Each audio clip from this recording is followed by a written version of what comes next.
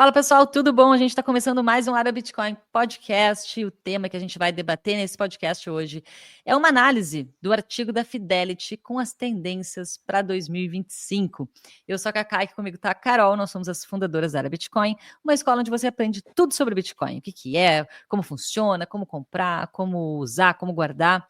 A gente largou nossa vida Fiat em 2019 para educar sobre Bitcoin. Estamos aqui, então, praticamente vamos fazer 6 anos nesse ano de 2025. E eu te convido a aprender com a gente através dos nossos conteúdos no YouTube, no Instagram, aqui pelo podcast, pelos nossos diversos artigos no blog e também através dos nossos cursos na plataforma arabitcoin.com.br. Se você quiser inclusive, aprender, mergulhar fundo no Bitcoin, o Bitcoin Starter, o nosso principal curso, está com 15% de desconto agora em janeiro, para você começar o ano com o pé direito, aprendendo sobre Bitcoin e transformando aí a sua vida nos próximos anos. Carol, a análise da Fidelity tem tudo a ver com o que eu acabei de falar, hein? Galera que quer aprender mais sobre Bitcoin, Bitcoin Starter está disponível. Prestem atenção nessa análise que a Fidelity fez, acabou de divulgar para as tendências de 2025. O que tu achou desse relatório, Carol? Eu achei bem interessante, acho que esse é o motivo também de trazer aqui, não só a nossa percepção, mas também a gente já fez um podcast falando sobre a retrospectiva de 2024 e tendências 2025, mas a gente não se aprofundou muito nas tendências 2025. Acho que esse episódio é para a gente falar um pouco da nossa opinião e ver o que a galera de fora, assim, de mercado global, tá pensando, tá projetando para esse ano. E eu achei que esse relatório, apesar de ter muitos pontos positivos, também é um pouco controverso em outros pontos, e eu achei legal trazer também para a gente imprimir o nosso ponto de vista sobre tudo que eles fazem sobre Bitcoin. Eles falam ali de outros projetos no Bitcoin, inclusive adoção global de outros países, empresas, e eu acho que é um bom norte, assim, para a gente olhar para esse ano que está começando agora. Já se passaram quase 15 dias, é uma loucura, né? Quase metade de janeiro já foi, então bora se preparar aí para os outros 11 meses e meio. Mais de metade de janeiro já foi, inclusive. Ô, Carol, a gente já trouxe aqui no podcast, tu já fez uma análise sobre um relatório, um report que saiu ano passado da BlackRock, a maior gestora do mundo. Inclusive, esse podcast ele foi muito elogiado. Vamos deixar aqui embaixo para quem quiser, depois desse aqui, dar uma olhada nesse outro relatório, que foi bem interessante também, os dados que eles trouxeram. E o que é a Fidelity? Por que a gente está trazendo um outro relatório e da Fidelity? A Fidelity é uma empresa já bastante antiga, né, na indústria do Bitcoin. Eles tinham fundos de Bitcoin, agora eles também têm um ETF de Bitcoin. Eles, seguido, assim, é uma das empresas gestoras que sempre produz relatórios e disponibiliza, assim como a ARK Investments, NY Digital Assets também, BlackRock agora começou a produzir relatórios sobre Bitcoin, o que é uma doideira também. Eu achei que esse relatório ele faz sentido trazer outro ponto de vista de outra gestora.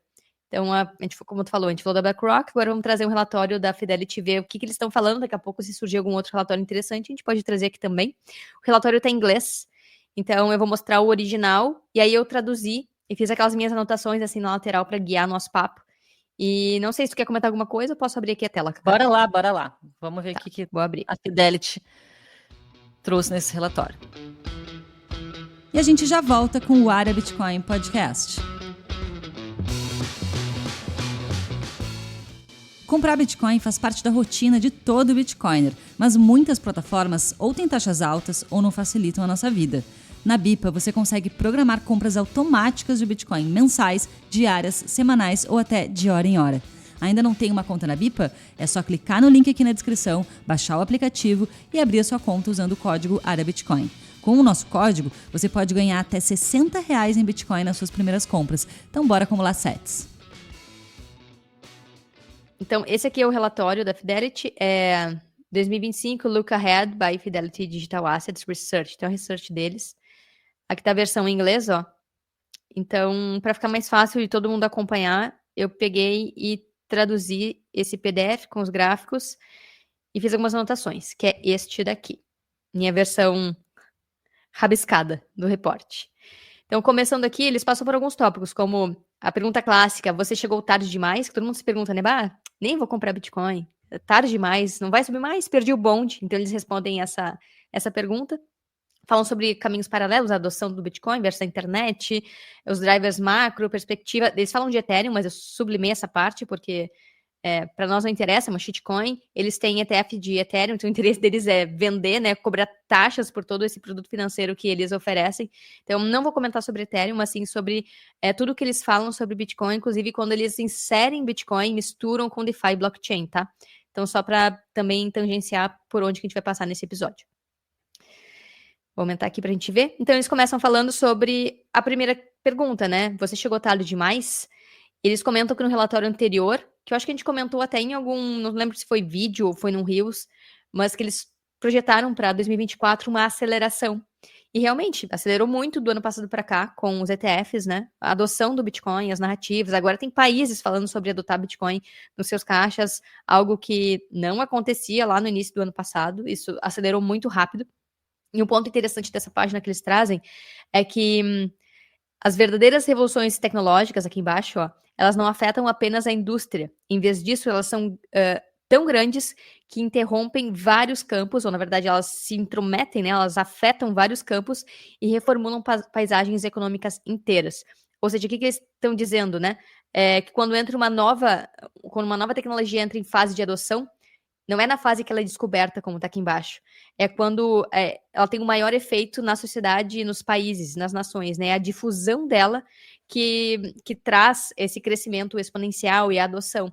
Então, eles tratam justamente isso, como agora a gente está começando a entrar possivelmente na fase da adoção em massa. E por que eu escrevi aqui The Chasm? Porque eles estão, de alguma forma, eles estão falando que o abismo foi cruzado. Eles estão fazendo referência a isso aqui, ó, que é esse gráfico. Ele é bem comum, assim, conhecido para quem acompanha o Bitcoin há bastante tempo, que se falava e se fala que Bitcoin ele estava em algum ponto do abismo. E esse é um gráfico, esse que eu estou mostrando aqui, é um gráfico que ele fala sobre a adoção de novas tecnologias, como que acontece.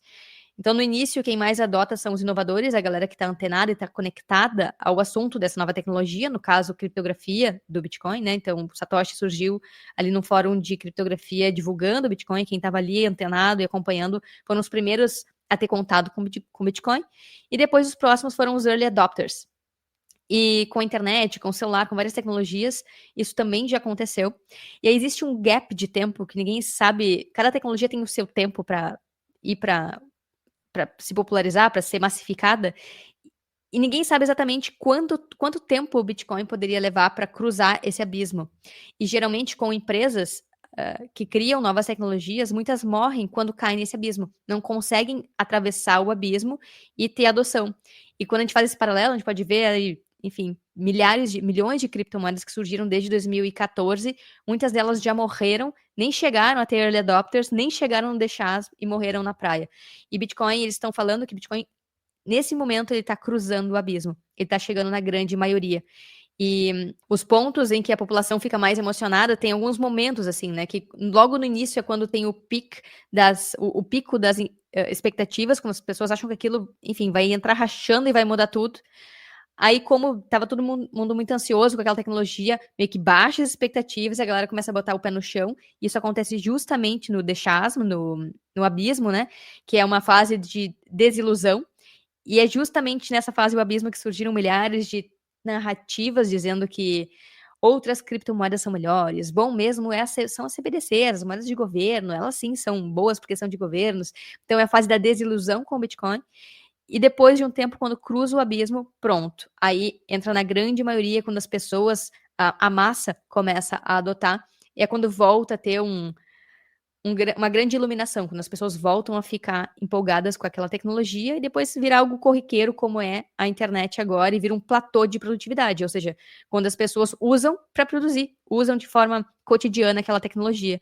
E me chamou muito a atenção, logo na cara, assim, desse reporte, que eles falam que o Bitcoin cruzou o abismo. Então, é a fase em que a adoção começa a vir através de estados-nação e acontece o aumento da adoção nos balanços corporativos. Eles querem dizer que países tendem a começar a adotar Bitcoin, empresas, muitas delas vão começar a inserir Bitcoin nos seus caixas, que é o que já está acontecendo, né? A gente já está vendo esses dois movimentos acontecendo agora de forma lenta, mas real, tá rolando. E eles falam aqui, que pode ser tarde demais para os especuladores, ou seja, quem queria comprar e vender no curto prazo, que querem outro frenesi, ou seja, aquela subida vertiginosa e o bear market vertiginoso, mas eles falam que, no entanto, ainda estamos incrivelmente cedo em termos de uma nova era de adoção, difusão e integração sustentáveis. O que eles estão querendo dizer com isso? Talvez, a partir de agora, Bitcoin vai ter uma adoção um pouco mais constante, menos aquela loucura. Vamos ver se isso vai acontecer. E uma maior estabilidade na adoção. E maior estabilidade na adoção é maior estabilidade no preço. Oi. O que tu quer dizer com aquela loucura? Loucura? Bull e bear. E movimentos gigantes, a gente já tá vendo isso, né? Nas bull runs do passado eram comuns quedas de 30%, 50%. A gente tá no momento de alta agora. E Bitcoin caiu 15% lá do auge de $108 mil. Não chegou a cair os 30% ou 50% que a gente vê em bull runs dos ciclos anteriores, que a gente viu isso acontecer. E é difícil falar, porque a gente tá agora vivendo uma alta, né? Pode ser que rolem quedas de 30% e 50%. Mas pode ser que sejam menos intensas, menos frequentes, e o bear talvez não seja tão intenso quanto aconteceu nos ciclos anteriores. Essa é a sugestão da Fidelity. Vai acontecer? Não sei. Vamos acompanhar o relatório. Tu quer comentar alguma coisa, Cacá?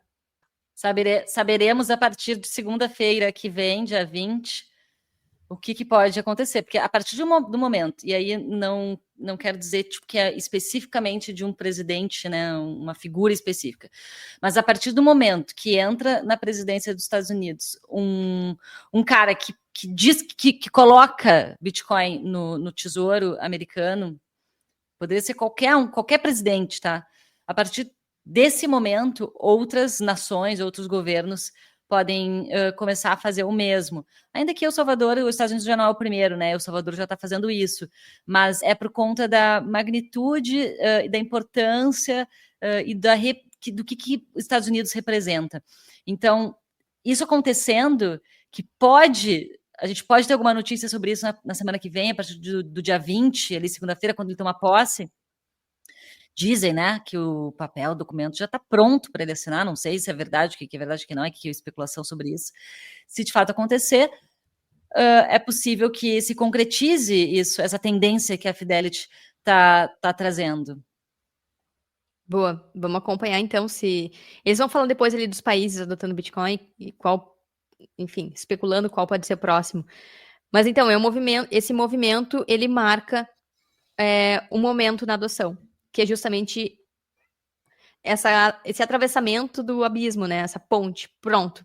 Países começaram a acumular, empresas começaram a acumular. Não é só algo de early adopters. É algo em que a grande maioria vai começar a olhar também. Porque se todas as estruturas financeiras tradicionais estão adotando, o que falta para o investidor médio ou para a pessoa comum adotar? Se eram essas garantias que as pessoas precisavam, entre aspas, né? E os volumes passam a ser outros também. Total. De negociação. Exatamente. Enfim, continuando ali. Aí eles respondem, então, que, tipo, é tarde para os especuladores, mas ainda é muito cedo no longo prazo do Bitcoin, no potencial que ele ainda tem. Então, eles começam a comparar justamente o Bitcoin com a evolução da internet, velocidade de adoção, e eles trazem uma tabela. Então, eles falam que, tipo, tecnologias inovadoras muitas vezes começam nas periferias da sociedade. Então, fazendo aquele paralelo que o Bitcoin é usado para coisas ilícitas, sabe? Mas gradualmente ganha uma adoção generalizada. E está tangenciando com todas as tecnologias. Por exemplo, o carro foi usado inicialmente por assaltante de banco, que conseguia fugir mais rápido. Então, eles estão tangenciando com essa narrativa. Eu acho que foi um pouco infeliz esse comentário, porque já se sabe há muito tempo que o dólar é muito mais usado que Bitcoin por comunidades clandestinas, como eles falam, para atos ilícitos. E a adoção do Bitcoin está sendo muito acelerada e gradualmente aqui eles estão tentando forçar para daqui para frente, sabe? Porque, como eles falaram mesmo, é um frenesi, né, o bull e o bear ao longo do tempo. Mas, enfim, eles trazem essa tabela aqui para mostrar em que ponto, comparado à internet, o Bitcoin está em adoção. Então, ele fala que a gente já passou pela fase da emergência, quando surge, da franja, que é quando está totalmente fora do mainstream e é usado só em ambientes não regulamentados. Carol, não é possível, essa tradução deve estar errada. Não é possível. Franja? Que em inglês, deixa eu ver o que tá aqui. Fringe. Acho que é nas beiradas, sabe? Nas bordas, acho que seria uma tradução melhor. Então, a Bordas, franja tá. tem uma bordinha, você tá na pontinha da franja. Dá um desconto pro tradutor aqui. Qual estágio tu tá no Bitcoin? Franja. Eu tô no mullet, já passou a franja. Eu botei num tradutor automático, né? Não traduzi ipsis literis tudo, mas dá pra ter uma ideia das categorias que eles estão falando, e daí qualquer coisa tu sinaliza aqui também, que a gente traduz ao vivo, se vira nos 30. Mas enfim, a próxima fase é da inovação e legitimação, que é quando o valor é reconhecido da potencial tecnologia. Eles tratam isso como, em 2010, a blockchain sendo reconhecida por suas aplicações. Só que aí aquela mistureba clássica de Bitcoin com cripto e blockchain, trazendo blockchain como a principal inovação. A gente sabe que não é. A principal inovação do Bitcoin é a descentralização, que nenhum outro projeto consegue replicar, porque se tem blockchain, mas tem uma empresa, tem uma hierarquia, tem uma foundation, tá tudo em data center, então, e faz hard fork constante, ou seja, tem alguém definindo qual vai ser a próxima atualização. Então não é inovação nenhuma, na verdade, uma empresa que tem uma base de dados chamada blockchain, que na verdade é muito mais ineficiente do que um Excel, por exemplo, sabe? Então, enfim, eles misturam um pouquinho para poder validar o seu ETF de Ethereum, mas na verdade, ok, o Bitcoin passou pela fase de reconhecimento do seu potencial como tecnologia, porque no fim das contas, os governos criando uma CBDC, porque a tecnologia que Bitcoin colocou na mesa também pode ser útil para outras funções, mas que não são descentralizadas, né? Depois, o estágio regulatório de atenção, a gente acabou de passar por ele, países tentando regular de todas as formas. E eles sinalizam que a gente está agora, eu botei um asterisco aqui, que é na fase convencional de adoção. Um ponto em que a tecnologia ganha ampla aceitação pela sociedade. Ele falou aqui que na década de 2020, ou seja, 4 anos atrás, os ativos digitais ganharam aceitação como uma classe de ativos de investimento por instituições com casos de uso além de finanças. Então a gente viu, né, várias empresas ali arrastando asinha para metaverso, para Bitcoin, inclusive, para tudo quanto é coisa. Eles pontuam que isso trouxe uma nova classe de ativos e uma validação pelo uso para além das finanças. Na verdade, trouxe Bitcoin como uma nova classe de ativos que dá um uso e confiança para o dinheiro para além dos bancos centrais. Então, por isso que eu falei que é um pouco controverso em algum ponto esse artigo, porque eles pontuam bem os argumentos, mas com algumas explicações meio tortas. Então, eu estou aqui aos poucos tangenciando e trazendo o que eu acredito ou não desse artigo também. E o que mais me chamou a atenção é a próxima etapa, que é quando as novas tecnologias elas começam a fazer parte da cultura e da sociedade. Então, é quando ela permeia tudo, né? Comportamentos e estruturas. Exemplo, hoje todo mundo fica ali na internet acessando redes sociais, seu e-mail, do seu celular. Então, são camadas e camadas de novas tecnologias que foram adotadas, passaram por todos esses processos e chegaram a esse último estágio, que vira parte da cultura e da sociedade e vira algo cotidiano. E, enfim, essa seria a próxima etapa para o Bitcoin. Quanto tempo vai levar? Não sei. Por enquanto, chegamos aqui na adoção, na ampla aceitação. E a gente está vendo essa adoção crescer também. Então, ele fala sobre a adoção em massa de ativos digitais. Vou pular direto para o que eu anotei aqui. E ele traz Bitcoin como um direcionador macro. Isso já tinha aparecido no relatório anterior, tanto que eles pontuam aqui que Bitcoin ele pode ajudar numa situação de crise e de estagflação. Eles pontuam que eles já falaram isso, né? Que até antes de 2024, o Bitcoin era comparado com uma ação de crescimento, uma ação de uma startup, só que muito mais volátil. Por isso que eles falam como esteroides, porque sobe muito mais e muito mais rápido do que uma ação de crescimento, como, sei lá, Google da vida, Nvidia da vida, e essas ações de empresas que eu tô falando as mais conhecidas e que mais se valorizaram. Mas, enfim, qualquer ação de crescimento de empresas e startups que tem potencial de crescer muito rápido. Então, ele saiu da fase, ano passado, de ser considerado um ativo especulativo de uma ação de crescimento com esteroides para um ouro com esteroides. Ou seja, todo aquele gráfico da curva de Linde, eu vou trazer aqui também, ele acaba de se consolidar como uma reserva de valor.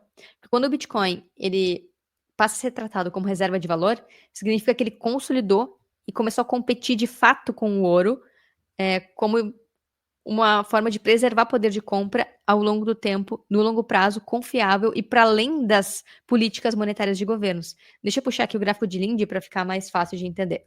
Tá, então essa é uma versão simplificada do gráfico de Linde, que dá para ver de forma mais clara as etapas de quando Bitcoin passar a avançar como um padrão monetário, né?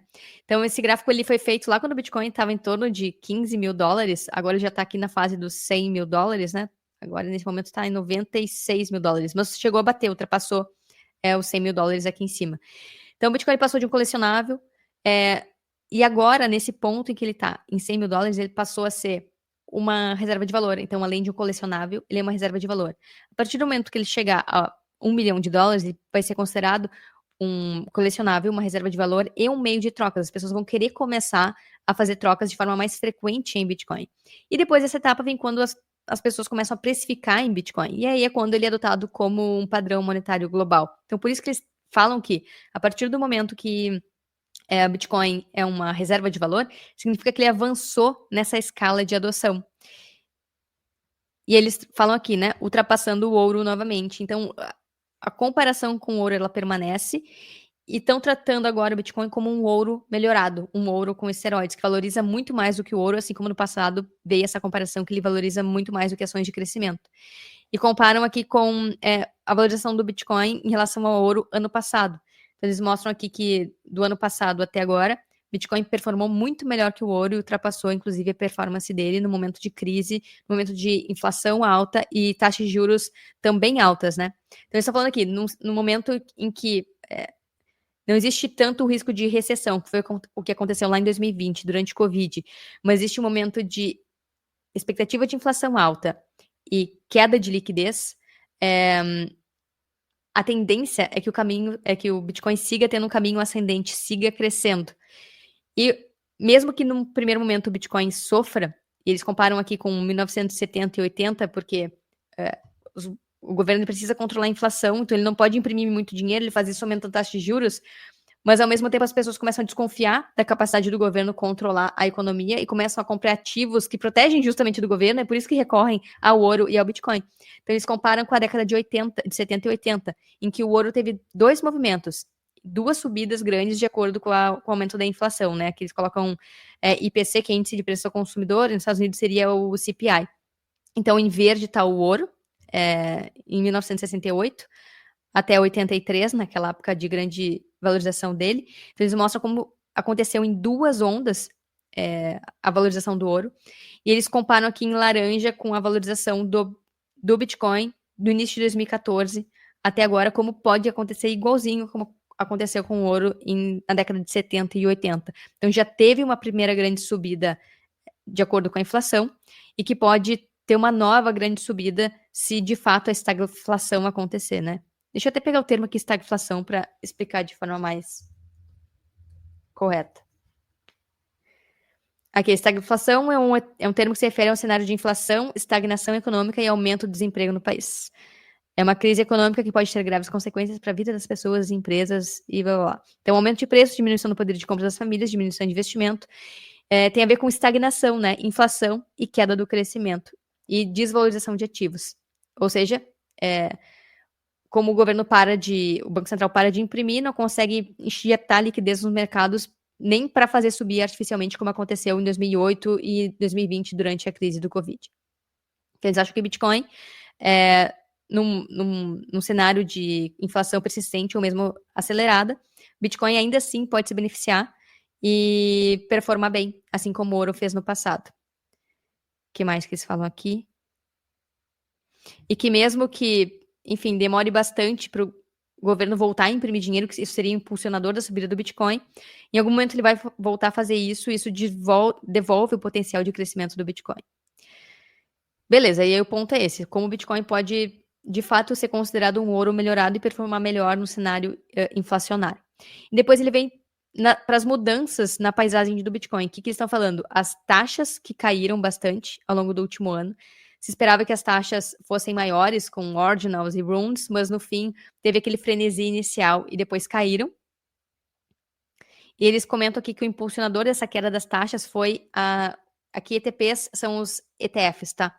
Os ETFs spot de Bitcoin que foram lançados nos Estados Unidos. Ou seja, muita gente está preferindo comprar Bitcoin de papel da BlackRock, da Fidelity, de outras gestoras, ao invés de comprar Bitcoin de forma direta, principalmente grandes empresas. Isso quer dizer que essas compras indiretas de Bitcoin fazem com que não haja transações dentro da rede, ou muitas transações dentro da rede Bitcoin, enviando o Bitcoin de um endereço para o outro. Então, essa é a explicação deles para que tenha havido uma queda nas taxas da rede Bitcoin pagas aos mineradores. Em contrapartida, o Bitcoin dentro dos ETFs subiu, né, numa constante aí ao longo de 2024. A gente já mostrou que foi o ETF mais bem sucedido da história, foi adotado de forma muito mais rápida que qualquer outro ETF que já foi lançado antes. Bitcoin, em menos de um ano, chegou a 53 bilhões de dólares, algo que o ouro, para bater 33 bilhões de dólares, demorou 20 anos para fazer.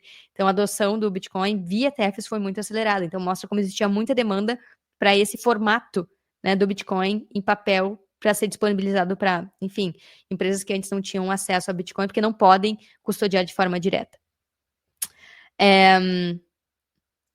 Aí eles falam aqui que essa atividade menor na camada base do Bitcoin deve ser bem-vinda. E eu acho engraçado porque eles estão achando isso bom porque beneficia os ETFs, né? Na verdade, para os mineradores é menos taxa, eles estão gastando mais energia, hash rate está batendo máximas, e taxas maiores beneficiam a rede. Mas como eles têm um ETF, eles estão super vibrando o que está acontecendo, e por isso que eu falei aqui, né? Então. Eu ia dizer muito bom esse teu comentário. Sim, eu tinha até esquecido por que eu botei esse Ah, tá, porque eles estão achando bom, obviamente, porque eles ganham em taxas, né? E eles estão aqui lamentando que Ordinals e Runes, que prometiam oferecer mais taxas para a rede, acabaram sendo uma moda passageira. E foi bem isso que a gente comentou na época, né, Cacá? Que a galera tava surtada que as taxas estavam muito altas, que, enfim, tava difícil de fazer transações. Mas como sempre que acontece esse tipo de uso da rede para fins não produtivos, ou seja, criar shitcoin em cima da rede Bitcoin, é um frenesi que acontece no momento, depois todo mundo entende que é um pump and dump, e o uso, a adoção começa a cair, as taxas voltam ao normal, como já aconteceu no passado. Então, as taxas de runes tiveram um pico lá em maio e depois caíram totalmente. E eles mesmos falam, né, que a tendência é de queda do uso de runes e desses protocolos ao longo do tempo. Aí ele começa a falar de Ethereum aqui, eu tirei essa parte porque não é nosso objetivo falar de Ethereum. Eles tratam Ordinals como uma bolha passageira desde que surgiram em 2023. A expectativa era que roubasse a cena das NFTs de Ethereum, que no fim caíram de qualquer forma, porque de fato também era outra moda passageira, porque no fim das contas Ethereum se mostrou totalmente centralizado e a gente está vendo perder valor em relação ao Bitcoin. E outras redes que competem com o Ethereum também surgiram, então a competição tá fazendo mal para Ethereum no fim das contas. Ordinals esperava absorver essa demanda, mas também não aconteceu. Depois surgiu o Ordinals e aconteceu exatamente a mesma coisa. Aqui as taxas caindo. E aí eles mudam para outro assunto, né? Comentaram das taxas. E eles falam também do que está sendo construído em Bitcoin. Então, que não faltam ideias de dimensionamento de Bitcoin e eficiência de capital para monitorar em 2025. Então, eles falam dos BitVMs, dos Zero Knowledge Proofs, Rollups, colisões de hash, pipes, ARC, então soluções de camada 2, e protocolos que usam melhor os UTXOs, inclusive a rede Lightning. Então, de fato, quanto mais protocolos que usam Bitcoin de verdade, né? E que soluções são criadas em cima do Bitcoin, mais taxas para a rede, isso no futuro tende a elevar as taxas no longo prazo. E se trata como algo super positivo, então, protocolos como Babylon, como CoreDAO e, enfim, outros protocolos aqui que é tudo de shitcoin. Então, acho que entra um ruído aqui no meio do relatório, porque são soluções que não estão alinhadas com Bitcoin, são centralizadas e que não facilitam as transações de Bitcoin, mas sim pump and dump de shitcoin. Então, nem vou comentar aqui, só pontuei como shitcoin. E aí eles vêm aqui, bom, então se as taxas estão cada vez menores, será que para facilitar a criação de mais protocolos no Bitcoin, não era melhor fazer um soft fork? Eles começam a falar do que está sendo muito debatido, que são as covenants e OPCAT. A gente já gravou um podcast explicando no detalhe o que são, mas em resumo eu comentei aqui que se fosse tão fácil assim fazer um soft fork ou um hard fork, não seria o Bitcoin, porque quem roda o Node, enfim, Bitcoiners do mundo todo, concordarem em fazer um soft fork para facilitar protocolos de shitcoin, não vai acontecer. As pessoas não vão ter esse incentivo para fazer um soft fork. Então, nem adianta a Fidelity levantar essa bolinha. Eles tentam. Então, explicam aqui o que são os OPCATs e tudo mais. Eles falam aqui que esses soft forks precisam ser considerados mais cedo do que tarde, mas eu anotei aqui, né? O Bitcoin não vai mudar para acomodar a shitcoin favorita de ninguém e muito menos para fazer Affinity Scam, criar um monte de token que se diz em cima do Bitcoin, quando na verdade não é, como é o caso de Stacks, por exemplo, Babylon e tantos outros.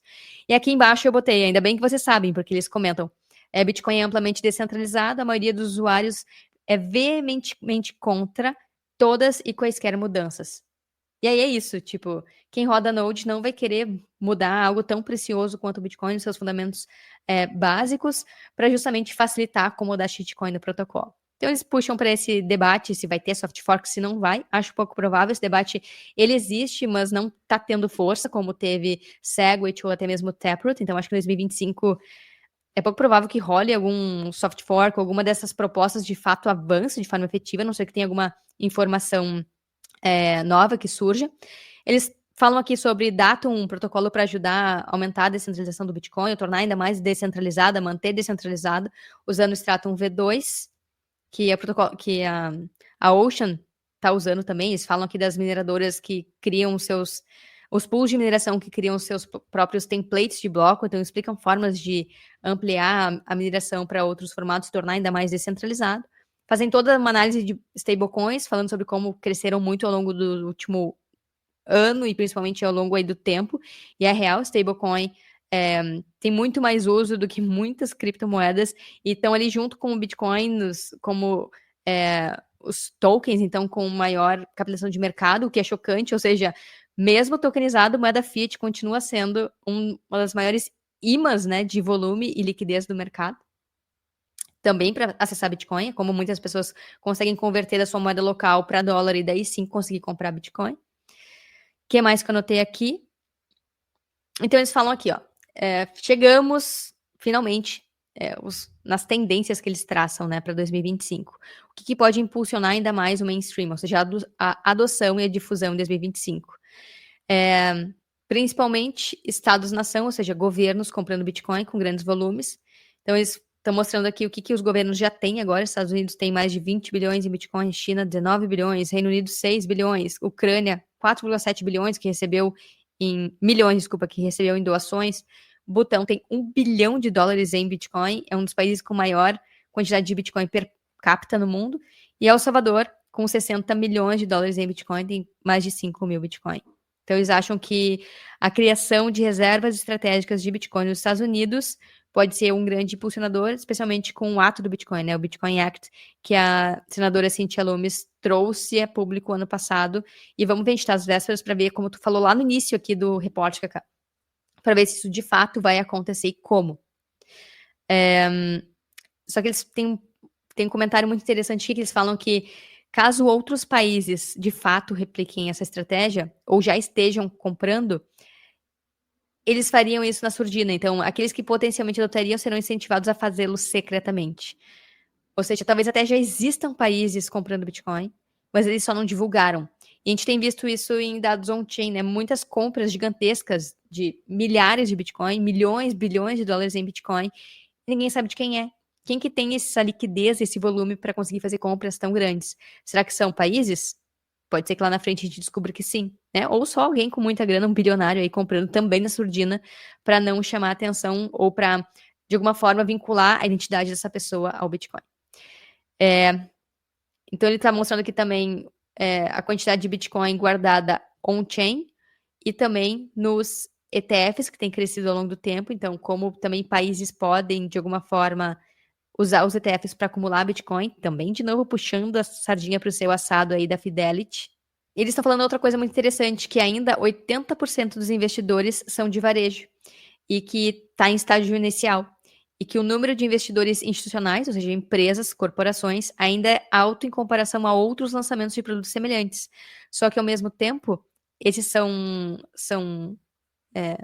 um perfil, um público que demora muito mais para conseguir comprar.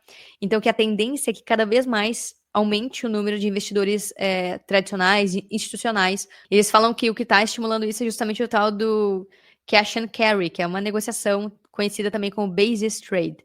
Enfim, deixa eu botar aqui no Google, que vai ter uma explicação um pouco mais resumida disso, carry trade.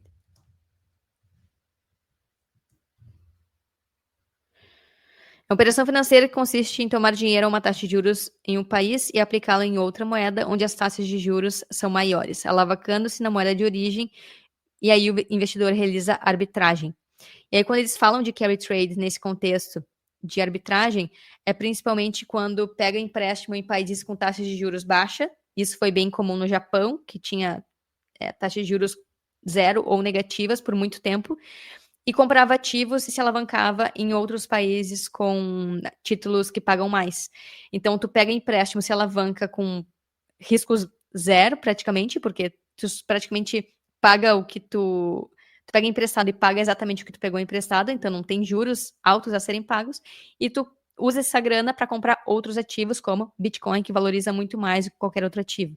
Então, eu estou falando que os investidores tradicionais podem continuar a fazer isso, né? Usando o próprio sistema financeiro tradicional e seus incentivos de juros baixos para todo mundo se alavancar, para continuar especulando com ativos que têm retornos muito maiores.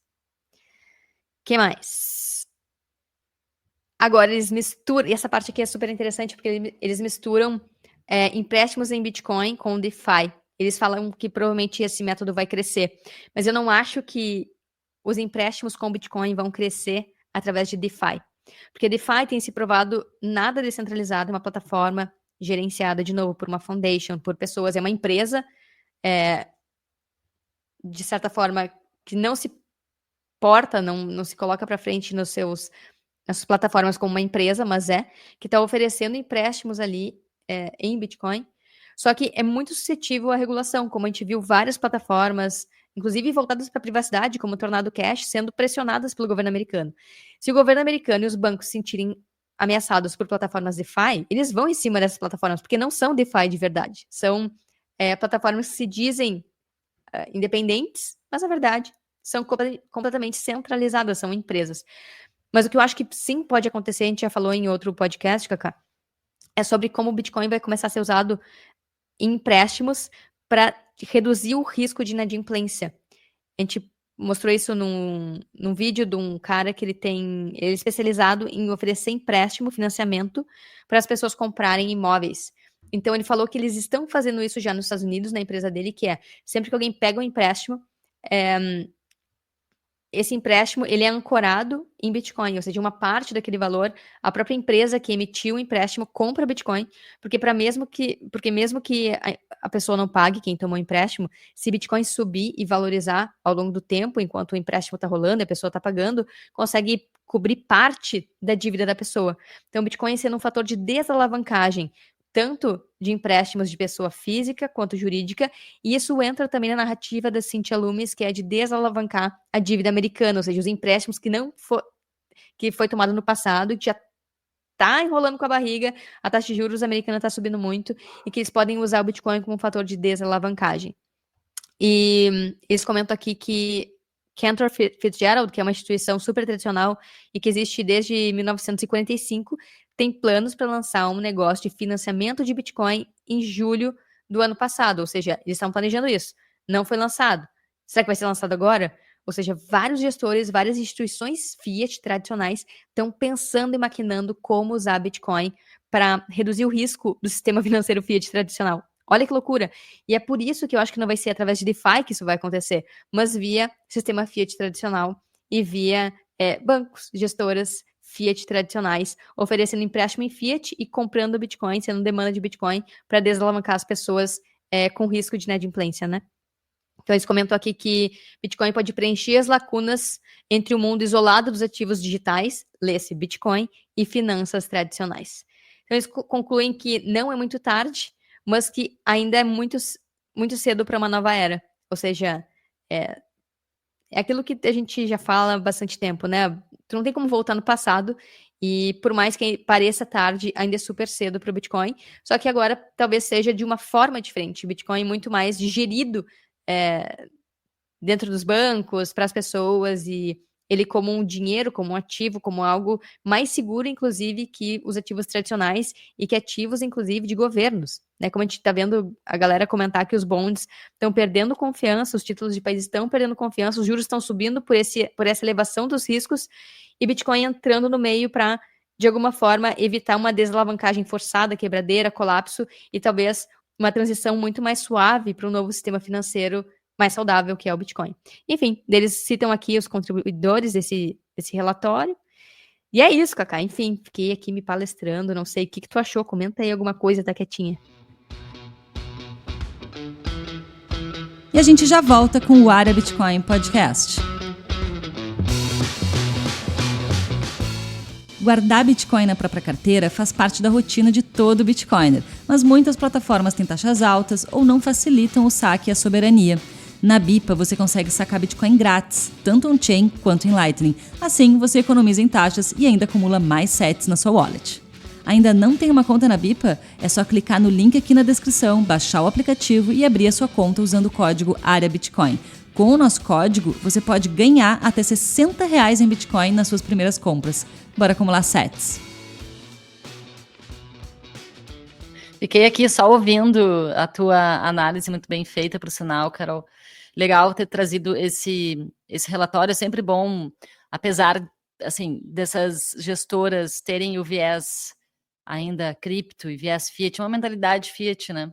É sempre bom saber o que eles estão enxergando, afinal de contas, eles têm milhões em gestão, né? Então, é importante entender como que eles estão enxergando o Bitcoin, essas grandes empresas, gestores tradicionais, porque daí que vem uma boa parte da adoção, impulsão, né, do Bitcoin em termos de preço daqui para frente, que é justamente o que foi falado ali em termos de adoção de governos e de mercado tradicional, o Bitcoin cada vez mais sendo visto como uma reserva de valor e sendo colocado em caixas de nações e sendo também comprado por grandes investidores, né? Eu estava aqui agora dando uma olhada enquanto tu estava terminando, fazendo a conclusão dessa análise, que ela saiu também na Forbes hoje, inclusive, uma matéria, e a galera no Twitter está bem enlouquecida com isso, porque eles estão fazendo uma previsão aí de que conforme o Trump fizer algumas mudanças em termos de regulação, de mercado, de criptomoedas no geral, eles estão falando, o Saylor, na verdade, falou isso, que esse é um dos catalisadores para um rally do Bitcoin para o preço chegar a $5 milhões por unidade e o total de market cap, né, total de capitalização de mercado chegar a $100 trilhões. E aí o povo está todo enlouquecido. Agora começa isso também, né, falando de tendências de 2025, começam essas especulações de onde que o preço pode chegar. Isso a Fidelity não fez, né, curiosamente. Não, é que eles fizeram a projeção do ano, né, e na verdade esse comentário do Saylor, ele traça 3 pontos ali, né? Os países adotarem, empresas adotarem, tem mais um que eu não lembro, talvez tu tenha aí aberto. Seria um catalisador para que Bitcoin chegue nesse patamar. Quando? O Saylor fala que até 2045, em 21 anos, né? Pode acontecer. Tanto que ele fez aquela projeção de o bear, o bull e o base case. Que no bull case vai a 49 milhões. Então, acho que é nesse... Eu estou entendendo que não tem a ver com essa análise que tu está falando agora que ele fez, que tem a ver, que a galera está especulando de uma reunião, possível reunião que o Saylor teve com o Trump e com a galera ali do governo do Trump. E deixa eu abrir aqui a matéria, ele fala assim, a revogação da SAB 121, que é aquela história que deixa eu abrir aqui, ver se eu consigo traduzir. É uma regra, tá? Sim, essa é uma regra que não permitia que bancos tivessem Bitcoin. E que meio que restringia. Tem a ver com as ordens executivas do primeiro dia do Trump, tá? Que podem abordar questões como desbancarização e a revogação de uma política controversa de contabilidade cripto, exigindo que os bancos que detêm Bitcoin e cripto os contem como passivos no próprio balanço do banco. É isso que diz essa SAB 121. E aí, o Saylor fala, né, que a revogação do SAB 121 é um dos 3 catalisadores que o Saylor disse que desencadearia um rally do preço do Bitcoin para $5 milhões. Então não é aquela projeção. Não é aquela projeção, ele está falando de uma coisa bem para esse momento, tá entendendo? Tá, mas aí é previsão de preço, né? Aí é exato, complicado dizer sim, vai acontecer.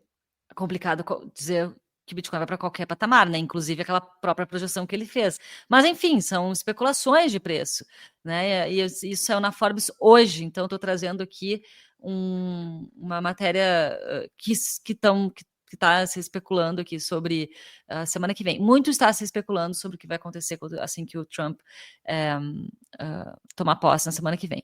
E aí, enfim, aí a Fidelity justamente traz também isso no relatório, né, da adoção por governos. Eu acho que existe bastante expectativa a partir desde a campanha do Trump, quando o Trump começa a colocar isso em pauta, começa a surgir muita especulação e expectativa, principalmente especulação de preço, que já existia, sempre existiu no Bitcoin e agora, então, muito mais. Sabe o que isso me lembra? Ano passado, quando tava aquele lenga-lenga da aprovação dos ETFs, lembra? E que diziam que nunca ia ser aprovado. E outros diziam, nossa, quando for aprovado, vai bombar.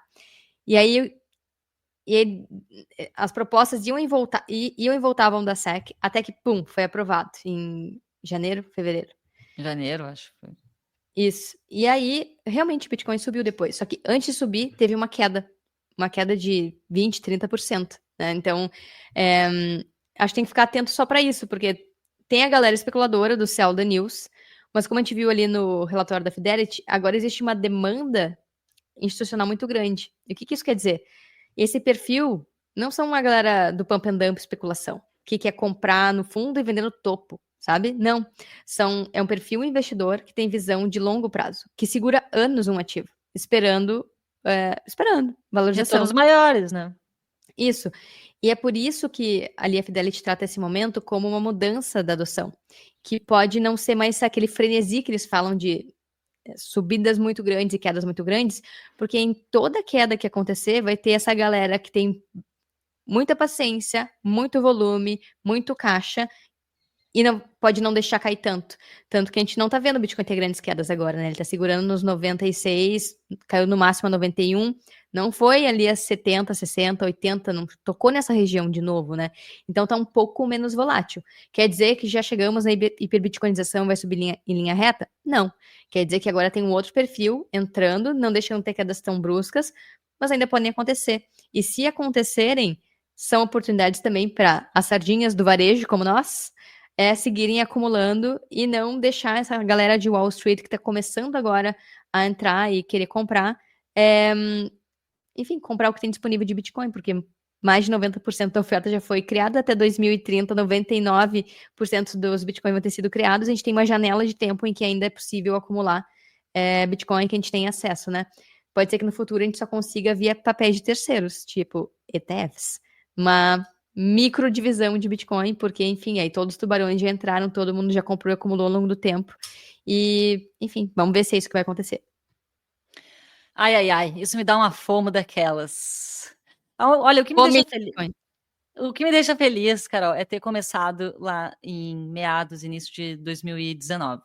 Isso me dá uma tranquilidade, assim, e de ver também toda essa adoção acontecendo, sabe? Porque a primeira pergunta desse relatório era: já é tarde para começar? E essa pergunta a gente tem recebido direto agora. Se já é tarde para comprar Bitcoin, é tarde para começar e tal. Acho que tu já deu a resposta. Ainda está em tempo. Mas esse tempo é que nem uma ampulheta. Ele está correndo. Ele está correndo. E vai chegar um ponto de que vai ser muito difícil alguém conseguir ter um Bitcoin, né? Bem difícil, porque o valor já vai ser tão alto. Imagina o Bitcoin $1 milhão. Tem gente que duvida. Cara, as pessoas duvidaram quando o Bitcoin chegou a $10 mil, duvidaram que ia chegar em $20 mil, duvidaram que ia chegar em $50 mil, duvidaram pra caramba que ia chegar em $100 mil. E o Bitcoin foi batendo essas marcas. Então, se você duvida que o Bitcoin vai chegar em $1 milhão, meu amigo, só te digo uma coisa: você pode quebrar a sua cara, porque ele é possível que chegue lá sim, no preço de $1 milhão e muito mais. Então, se isso acontecer, pensa só, cara. Agora o Bitcoin está em torno de R$550 mil, R$600 mil, o que já não é muito fácil para a maioria das pessoas conseguir ter um Bitcoin. Agora, tu imagina, Bitcoin é $1 milhão, vai ficar muito difícil, praticamente impossível para um brasileiro ter um Bitcoin inteiro. Então, aproveita que ainda está em tempo de você conseguir acumular o seu Bitcoin inteiro, né? Porque O Bitcoin ainda tem essas oscilações de preço, mas a gente está num momento muito crucial, os próximos anos. Pode ser que a gente tenha bear, pode ser, a Carol está trazendo aí o que a Fidelity está dizendo, que talvez a adoção seja leve o Bitcoin a não ter quedas tão grandes daqui para frente. Mas pode ser que tenha, não sabemos. Então, não desista, tenha esperança, comece a acumular se você ainda não começou. Continue acumulando se você já está aí comprando Bitcoin, não desista, porque eu vejo muitas pessoas falando, nossa, eu só tenho 0,3 Bitcoin, não cheguei nem no 0,5 ainda. Cara, mas vai indo, vai comprando, vai acumulando, você vai chegar no 0,5 se você não parar. Agora, se você desistir, realmente, ele não vai chegar em 0,5, nenhum, nem nada mais. Então, não desista, continue acumulando, tem essa janela de tempo. Para mim, até 2030, são os anos mais importantes do Bitcoin, é esse halving que está acontecendo agora e o próximo, são os principais do meu ponto de vista, muito porque, como tu falou, né, Carol, a maior parte, praticamente, dos Bitcoins, praticamente todos vão ser minerados ali até mais ou menos 2030, 2033, e depois a gente vai ter aí 1% do supply sendo minerado nos próximos até 2140. Então, assim, é muito importante esse momento que a gente está vivendo e ninguém deveria ignorar. E muita gente, a maioria está ignorando. Então, se você não está ignorando e você está aqui acompanhando esse conteúdo, você já é um visionário, cara. Você já é visionária, você já está dentro de uma coisa que a maioria não está enxergando. Então, não desista, continue acumulando. Continue a andar. É, isso aí. Terminando com Nemo. E por mais que, enfim, a meta pode ser um Bitcoin inteiro, mas já tem vários cálculos que falam que possivelmente para ter uma vida confortável no futuro não vai ser necessário um Bitcoin inteiro, umas frações. Então acumule satoshis, foca em acumular os satoshis de forma constante, que lá no futuro, possivelmente, se você continuar acumulando com afinco, pode chegar no Bitcoin inteiro, mas talvez frações de Bitcoin 0,5, 0,01, 0,2, não sei, enfim, podem fazer muita diferença. Então, para também não se desestimular na história de um Bitcoin inteiro. Não tem um Bitcoin inteiro para todos os milionários, bilionários do mundo, imagina para sardinhas. Então é uma questão de tempo e não de volume. Então, quanto antes começar, mais Satoshi acumula, e mais à frente enfim, desses tubarões e baleias do mundo Fiat, a galera consegue sair. Então, acho que esse é o ponto, é tempo. E uma das frases mais clássicas do Bitcoin é: queria ter começado antes. Não é queria ter mais Fiat para comprar. Então, quanto antes você começa, melhor. É tempo e não quantidade de Fiat, porque Fiat é um cubo de gelo. Então, se não começou, começa agora. Porque não dá para perder mais tempo com o Bitcoin. O tempo está esgotando mesmo. É isso aí, pessoal. Ficamos por aqui nesse episódio. Espero que você tenha gostado dessa análise da Carol e nos vemos no próximo podcast. Análise da Carol da Fidelity, né? Não analisei nada, eu só análise da Carol sobre o relatório da Fidelity. Deu para entender. Boa, é isso aí.